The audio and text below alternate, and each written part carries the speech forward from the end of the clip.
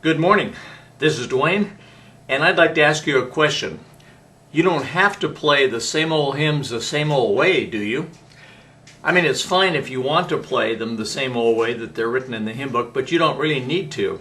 All you need is a knowledge of chords and chord progressions and chord substitutions, and you can make up your own arrangements of old hymns and gospel songs and freshen them up and make them much more creative and more interesting.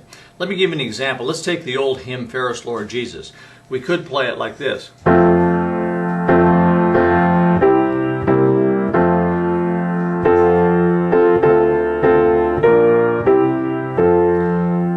And if you're happy with that, that's fine. But remember, the hymn book is written for 4 voices: soprano, alto, tenor, and bass.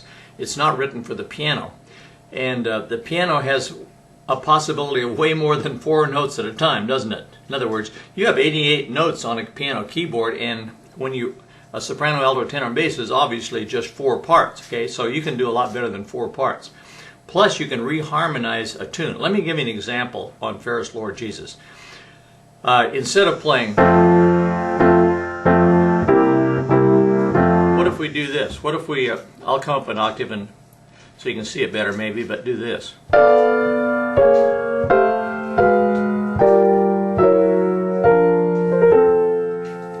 Now drop down to this octave.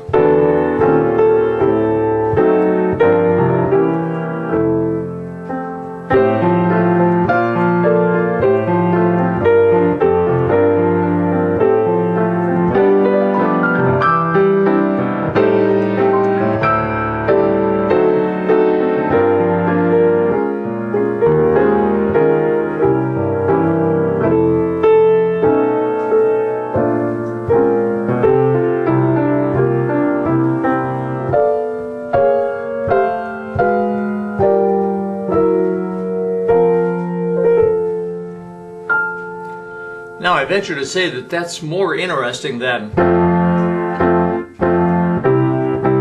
It may be a matter of taste that you like that traditional way better, but if you don't, and it's fine if you do. It's fine if you do. I'm not saying you have to do it that way, but I'm saying you have the freedom as a piano player and as an arranger to make it a lot more creative. Now, what do you need to know to do that sort of thing?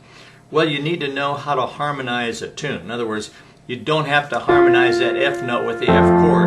I harmonized it with B diminished, and then I went to B flat minor 7th, and then E minor 7th and A flat, and then G minor 7th and G flat 7th, and then went to F, but I used a suspension and a little turn there, okay? My point is not to teach you how to do that right now, but if you want to know how to arrange like that, then you need to know how to make chord substitutions or reharmonize things. You also need to know how to make some passing tones. Notice I did this. Hear that? Those are passing tones.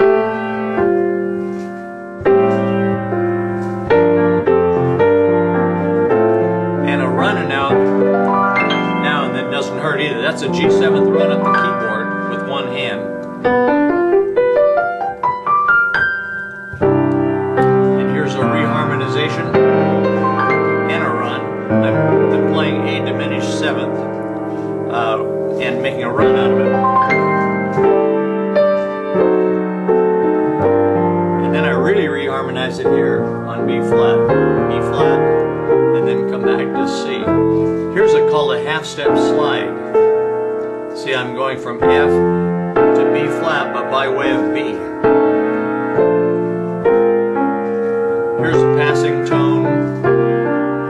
Now I'm just changing octaves, and I use that same harmony. Well, there's just some ideas of what you can do with an old hymn if you want to get creative a little bit, okay? So thanks for being with me, and we'll see you again tomorrow with another short little video on some aspect of piano playing. If you like these videos, come on over to playpiano.com and sign up for our free newsletter on piano chords and chord progressions. I think you'll like it. So thanks very much, and bye-bye for now.